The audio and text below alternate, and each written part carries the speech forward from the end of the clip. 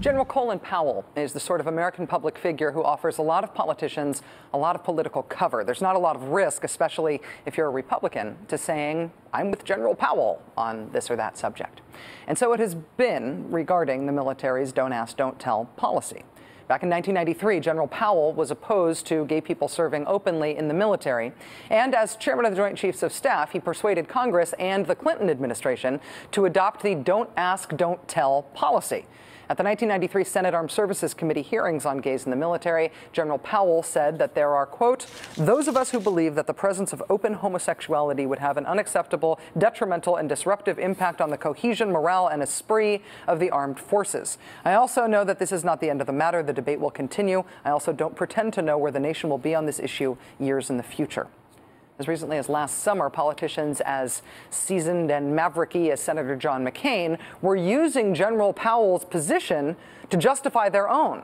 Speaking to our pal Anna Marie Cox on Air America Radio, Mr. McCain said that he relied on General Powell's opinion. My opinion is shaped by the view of the leaders of the military. The reason why I supported the policy to start with was because General Colin Powell, who was then chairman of the Joint Chiefs of Staff, is the one that strongly recommended we adopt this policy in the Clinton administration. I have not heard General Powell or any of the other military leaders reverse their position. Well, now General Powell has reversed his position, today releasing this statement, quote, in the almost 17 years since the Don't Ask, Don't Tell legislation was passed, attitudes and circumstances have changed. I fully support the new approach presented to the Senate Armed Services Committee this week by Secretary of Defense Gates and Admiral Mullen, chairman of the Joint Chiefs of Staff. You know, if this were the part of Senator McCain's career in which he earned that reputation for being the principled maverick of the Senate, Senator McCain would put out a statement now saying that in light of General Powell's remarks, he's reconsidering his policy position because McCain always said that position was based on General Powell's advice. I don't think this is that part of Senator McCain's career anymore, but we'll see. Joining us now is Pennsylvania Democratic Congressman Patrick Murphy. He is an Iraq War veteran. He has taken the lead in the House in the effort to repeal the Don't Ask, Don't Tell policy as a member of the House Armed Services Committee. Congressman Murphy, thanks very much for joining us. Hey, Rachel, thanks so much for having me back on the show. How important is General Powell's change of heart on this subject? Absolutely huge. The fact that General Powell, Secretary Gates, Admiral Mullen, these past 2 days have been a tremendous success in our efforts to repeal Don't Ask, Don't Tell. In today's House Armed Services Committee hearing, you and another veteran, Pennsylvania Democratic Congressman Joe Sestak, who's a retired Navy admiral, you both expressed skepticism that the Pentagon needs a year-long process to figure out how to implement a change in this policy. Why are you skeptical? Well, I just wanted to make sure that I had them on record, but they were very clear, Rachel. It wasn't a question of if they were going to do this. It was a question of how. So now we have a dual-track process. Basically, the Congress needs to act. We need to overturn the law that the Congress put in place almost 17 years ago. At the same time, the Pentagon, because the military leadership has been very clear that they want to repeal it, are now figuring out how they're going to do that. They said they're going to get done this calendar year. They're not going to delay, and I thought that was a tremendous statement by Secretary Gates today. So you feel like the implementation study and review process that they're talking about, updating the RAND study, some of the other things that the Secretary and the Chairman talked about yesterday, you feel like that's essentially an appropriate timeline in terms of getting this done as quickly as it can be done? And they were very clear, Rachel, because that was my question today in the Armed Services hearing, that it was a question of doing it this calendar year and how they're going to implement the repeal of Don't Ask, Don't Tell. So now we have the president,